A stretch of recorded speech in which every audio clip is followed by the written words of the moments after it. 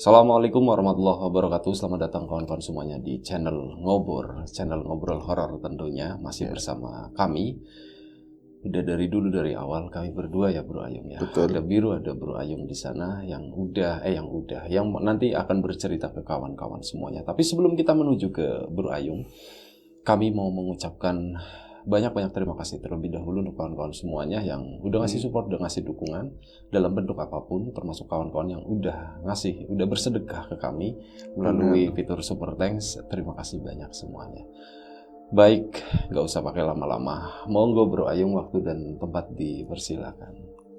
Ya, baik. Terima kasih Mas Biru atas kesempatannya. Seperti biasa, aku tanya apa kawan-kawan dulu. Assalamualaikum warahmatullahi wabarakatuh. Waalaikumsalam warahmatullahi. Bismillahirrahmanirrahim. Apa kabar kawan-kawan ngobor hari ini? Semoga semua dalam keadaan baik, sehat dan selalu bahagia tentunya kapanpun dan dimanapun saatnya. Amin. Ada kami berdua tentunya di ngobor. Kita nge-share cerita-cerita horor, cerita-cerita mistik, misteri, cerita-cerita yang mencekam begitu ya Bi ya. Semoga masih bisa menghibur dan memberikan ini Bi, Apaan? asupan untuk teman-teman yang membutuhkan nuansa horor dan sebagainya. Iya, gitu, bisa menghibur lah intinya. menghibur Ya. intinya seperti itu. Terus ada cerita apa hari ini? Nungguin ditanyain. Iya, Ada cerita intinya apa? ya ceritanya itu sendiri ya Vi ya. Baik, ini ada cerita beberapa malam yang lalu. Beberapa malam yang lalu aku main ke tempat temanku yang gak banyak, yang dekat-dekat rumah tentu ya Bi. Jenengannya pasti mengenalnya juga. Soalnya di komunitas lu termasuk orang yang nggak terlalu disukai sama orang lain gitu. Iya, hampir begitu. Karena Bi. dirimu sukses gitu. Asik.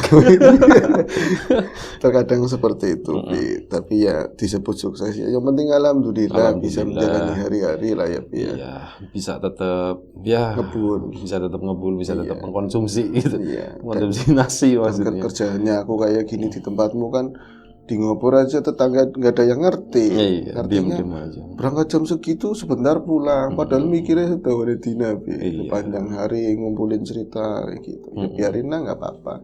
Yang penting kalau ada kolekan RT ya aku ngasih. Iya, gitu. ngasih gitu. Itu ya Bi.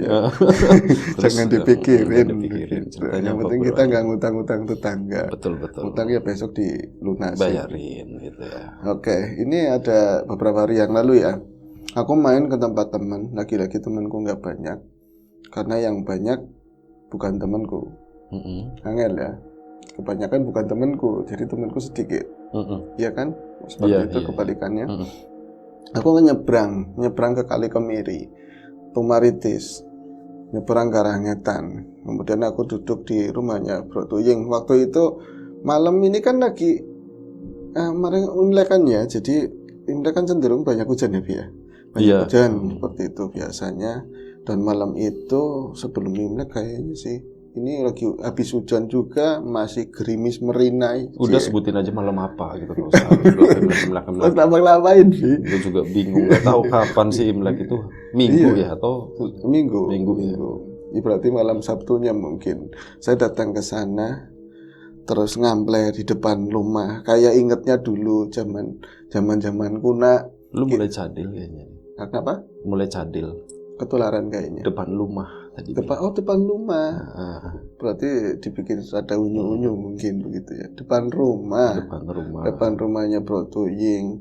Seperti zaman dulu ketika lagi ada film-film. Ini bagian ngelama-ngelamain cerita ya. Iya, jangan diomongin. Yang itu. Jadi terus gimana? Saya di depan rumahnya Bro Tuying, sepi nyenyet. Biasanya di jam 9 udah beberapa banyak kurawa-kurawa di situ. Ada teman-temannya Bro Tuying. Aku bangset gitu. Iya, itu aku nyebutnya kurawa. Bangset masuk itu mainan Mobile Legends. Itu kan nggak ngobrolnya itu masuk bangset kayak gitu. Tapi apa sih ya? Tapi ngopi udut dia tetap. Tapi buat nambah-nambahin orang.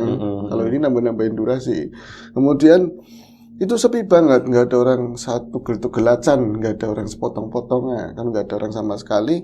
Saya duduk di situ, lu kok sepi, biasanya rame, ngample di situ kan.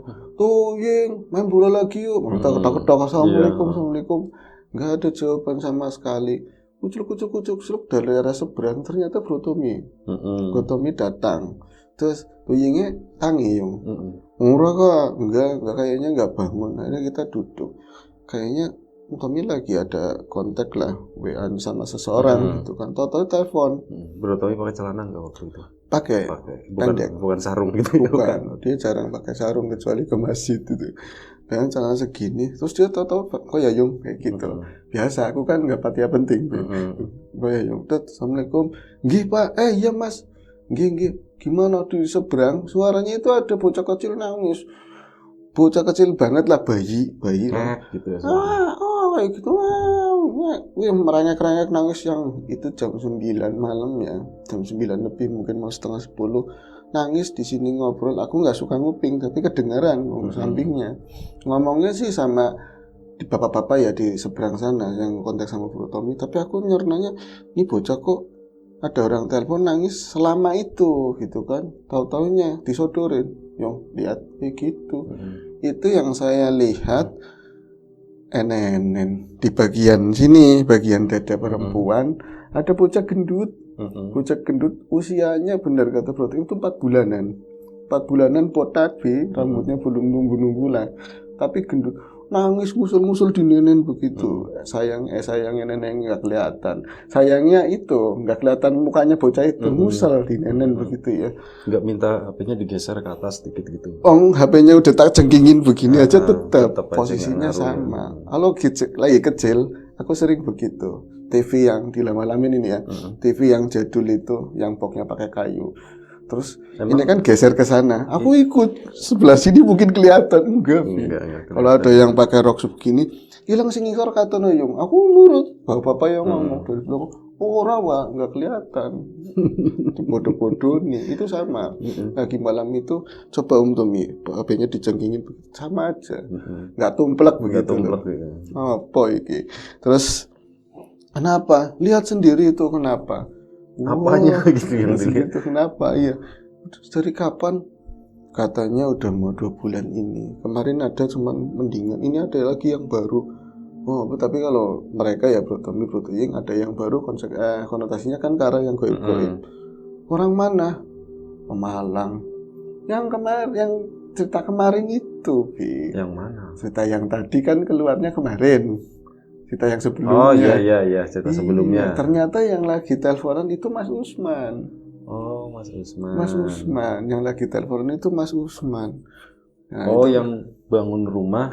Iya. Iya kan? Bener kan? Yang bangun rumah belakangnya itu kebun kali.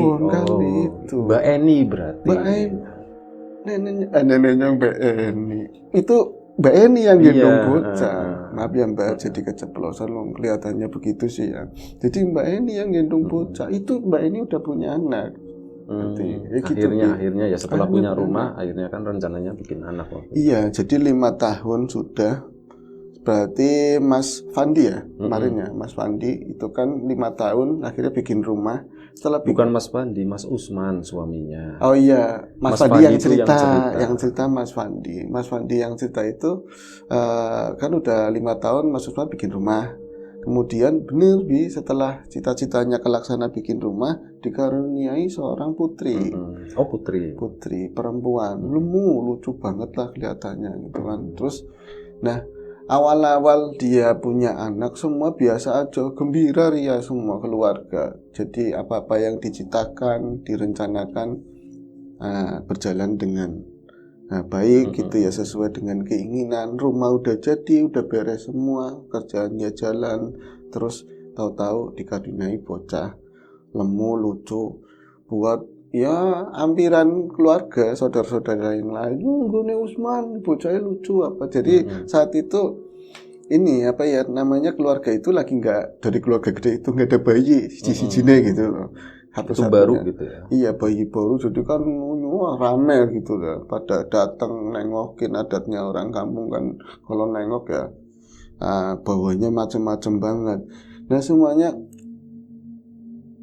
berlangsung aman, bahagia.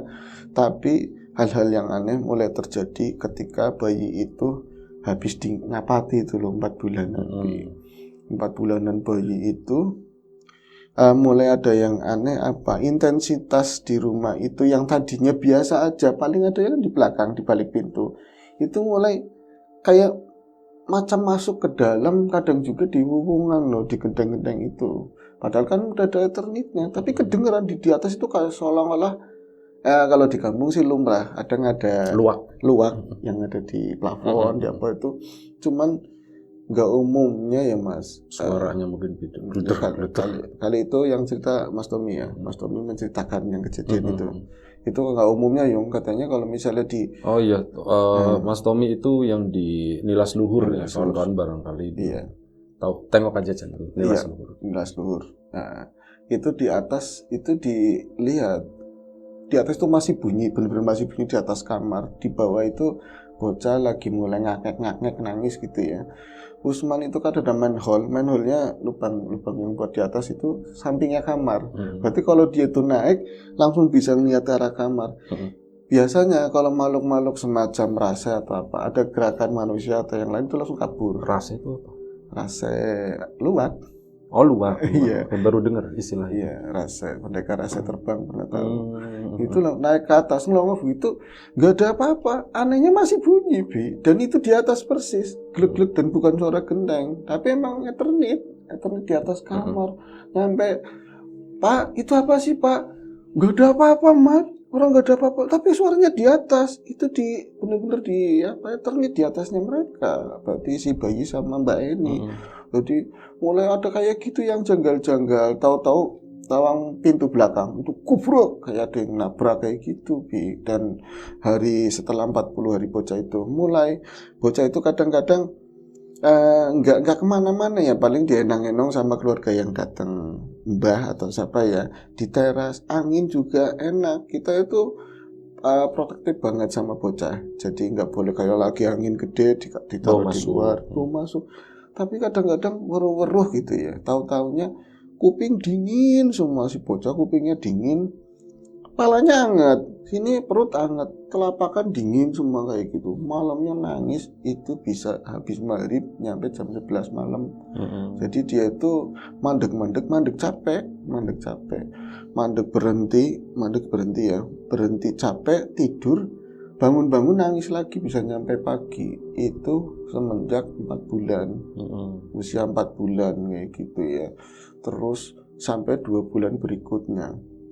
Nah ini tadinya sih mereka nggak terlalu menghubung-hubungkan sama hal-hal goib. Mungkin bocah lagi ketemu rewelnya, kadang-kadang ada yang nggak enak. Iya, ada yang enak di badan. Terus orang bilang kan kadang-kadang Man, kalau orang kan ujian keluarga macam-macam, udah bikin rumah gampang, rezekinya gampang. Ada anak rada bleret kayak gitu, mungkinnya lagi diuji, bocahnya lagi rewel kayak gitu ya, kamu yang sabar. Tapi terus-terusan ya akhirnya jadi emosional ya si Usmannya, Pak Mas Usmannya. Tadinya besok buat kerja melekan, gantian jagain bayi, istri juga pokoknya genteno nopo, bocah nangis kayak gitu. Akhirnya rame mertuanya si Mbak Eni ngomong, Man, wis diperiksa udah diperiksain kayak gitu. Udah Mak, yang aneh itu Mak, kalau diperiksain ke dokter ngomongnya sama ya, ngomongnya lagi pilek, masuk angin kayak gitu tapi nggak ada obat yang benar-benar ini jadi sembuh. Diurut ya udah akhirnya ngasih solusi buat datang solusi ya, bukan ngasih holusi. Itu kan dicadil-cadelin biar cute ceritanya, biar cute. Oke. Terus aduh angel. Ya kayaknya aku ngomongnya holusi ya. Baiklah. Sama, gue juga kadang kecelitut kayak gitu. Saking cepatnya pikiran ini kalah. Asik. Kita membela dirinya seperti itu. Direkomendasikan oleh mertuanya Mbak Eni, Mbok ya takon, nanya sama orang yang paham, nyari-nyari daerah sini, takut ngelangkain. Kalau saya mah punya, kata mertuanya Mbak Eni, dia punya wong tua lah, punya orang tua yang ditanya-tanya tentang hal goib. Tapi kan beda wilayah, beda yang megang, nggak boleh ngelangkain Man. Tapi aku nggak pernah kayak gitu-gitu Bu, saru kalau kata saya, saru primen katanya. Kayak gitu kalau misalnya dohir nggak bisa ya tanya, namanya wong bodoh ya nanya sama yang pintar, ya nanya sama orang pintar tersebut. Itu istilahnya orang pintar muncul itu dari situ. Dari situ mungkin karena rumangsa kita bodoh gitu, cari orang pintar. Cari orang pintar. Kemudian orang pintar itu memintarkan diri meminterkan yang bodoh nih sing bodoh. Iya. Bodoh nih sing ora pinter gitu kan banyak Bi. Angel. Terus Akhirnya ngomong sama Aini, Pak, aku sih mau ditanyain kemana, aku nggak mau Aini tahu. atau Eni? Eni, yang penting bocah itu jangan begini. Wong umum kalau bocahnya kurus, apa nih cungkringan apa bungkringan, ya rewel pantas. Wong bocah aja sehat. Kalau siang juga biasa aja. Ini kalau pendak maghrib nyampe malam kayak gini, aduh Pak mau dibawa kemana aja, yuk melu kemana sih kayak gitu. Enggak, emak itu paham, masih seperguruannya ini mbahnya emaknya lah. Dari sini ada katanya, oh iya kalau contohnya namanya siapa ya Bi yang enak ya, yang serem kalau mbah itu di Joko apa siapa ya taruhlah namanya Ki Joko lah. Ya Mas Joko. Kalau spiritual sekarang kan jarang pakai Ki atau Mbah, seolah-olah biasa gitu. Mas Joko. Oh iya ya Bu ya, aku kenal loh kita kan saya SMA sepupu aku. Wah tambah dekat lagi. Masih muda berarti. Masih muda. Datang ke Mas Joko tersebut, bocah dibawa ke sana langsung dideteksi Bi. Pantesan yang mau kayak kedutan gitu, sing mau kayak energinya saja. Dari tadi saya duduk di rumah kayak ada sesuatu yang gak enak. Kamu mau ke sini nih. Aduh, bocah melas ya kayak gitu, lemu, sehat, aturan bisa buat rame-rame keluarga malah nangis terus ya. Ya orang nangis primen, bawa ke situ aja lagi nangis Bi. Remo aja kan ngomong. Iya Remo aja kan ngomong. Akhirnya gini, diceritain niki Mbak, aja ngomong aku Mbak, jangan ngomong Mbak. Mas. Oh lah Mbak baik. Ya udah Mbak. Mbak Joko. Ngomongnya tuh Bi, diceritain hari-harinya. Gitu lumrah namanya bocah kecil di lumrahin. Ya wis, bocah di mana? Bocah sini. Ambil air mineral, dibaca-bacain ini, dioles-olesin blok-blok. Wis ya, anteng ya, kamu jangan rewel lonok. Melas wong tua. Gas lagi enggak. Digituin aja langsung nangis lagi Bi katanya. Tadi udah mendingan. Di tonyol-tonyol begini usap-usap langsung nangis lagi. Wis kayak dolan ning jebana manu karena punya burung banyak gitu. Mendingan masuk lagi nangis lagi. Akhirnya permisi, orang apa nih, nggak apa-apa nih, nanti malam juga insya Allah wis urusannya aku beres kabeh. Semalam anteng Bi. Malam berikutnya parah banget, nyampe subuh kayak gitu. Jadi diem itu cuma nangis di gendongan, terus bangun-bangun nangis lagi. Mas primin Mas, Bu aku aja nggak ngerti, itu kan katanya mama aku. Tapi jangan ngomongin yang enggak, itu orang pintar takutnya kita gimana. Nelpon Bi, emang rada pintar ya Bi. Ibu suruh, "Preman man," kayak gitu. "Preman man." Bocah anteng. Ini wis turu gitu. Belum kayak kasih gitu. Kasih kalau ini belum tidur kasih gitu. Enggak nanyain, "Pimen bocah mau ngomong bocahnya masih rewel." Ya enggak enak Bi. Bocah tidur. "Oh iya mesti ya aman," katanya kayak gitu. Ya wis mamanya ora dolan, mamanya enggak main ke sana. Mungkin upetinya belum atau apa Bi. Akhirnya pagi-pagi suami ya si Usman tadi langsung ngomong sama mamanya, suruh ngasih lebihan apa ke sana. Terus, "Mak, gimana sih, Mak? Emang orang mari, emang enggak sembuh?" Buru-buru sembuh makin parah. Kemarin sehari dok. Oh ya wis. Akhirnya mamanya kayak nggak punya solusi. Usman semakin pusing, Eni makin pusing. Ini ceritanya bisanya sama si Fandi Bi. Fandi yang nggak ngerti apa-apa yang tentang hal-hal kayak gitu. Mbak kurang ngerti, Mbak nggak tahu yang seperti itu. Akhirnya kala pusing kompromian laki bini ya, suami istri terus mertua. Jadi mamanya Eni ikut ngobrol. Aja kamu ngomong izin sama kamu boleh ya Man ya, kalau misalnya sehari 2 hari cobalah nginep di tempat saya di rumah, mungkin bocah mendingan itu. Iya ya Mak, mungkin Umay, tapi dari dulu Uma juga nggak apa-apa. Fandi kan kerungu denger kan kayak gitu deh Dek, kayak di kode ngomong rokok dalam kayak gitu kan. Akhirnya apa, mereka nginep ditemenin sama si Usman untuk malam hari pertama. Anteng Bi, kesananya parah, nangisnya masih kayak gitu. Dan mulai ada interaksi yang wujudnya bukan cuma suara eternit atau apa. Jadi memang ada makhluk, cuman yang pertama ngerti katanya Mas Fandinya itu sendiri. Jadi Mas Fandi itu ngelihat Mbak Eni lagi duduk di ruang depan balik kan ruang tamu teras. ya. Tamu. Ruang tamu. Ya netain bocah.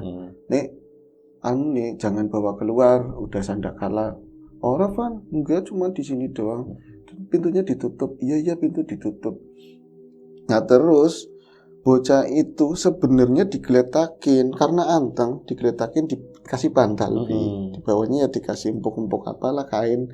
Nah si Eni itu ke belakang, Fandi nggak lihat, Fandi di kamar. Jadi itu digeletakin sendirian di ruang tamu. Iya, digeletak. Ya wong aman itunya kan lebar, bocah kan 4 bulan belum bisa molak-malik, Bi. Enggak, maksudnya siapa tahu ada yang ngambil. Yang namanya lagi lalai ya. Diambil apa tadi? Rase ya diambil rase bisa jadi. Nah itu apa ke belakang kamar mandi kan di rumah Lugu, rumahnya ini kan Fandi pas main ke situ. Oh, ini di rumahnya emaknya. Enggak, akhirnya nginepnya di rumahnya Fandi. Oh, di rumahnya Fandi. Karena di rumahnya emaknya juga nggak beres gitu. Nggak beres, akhirnya di rumahnya Wan. Itu mas saya, loh itu bocah itu digeletakin di sofa agak lebar, aman lah, nggak bakalan jatuh, wong lagi tidur.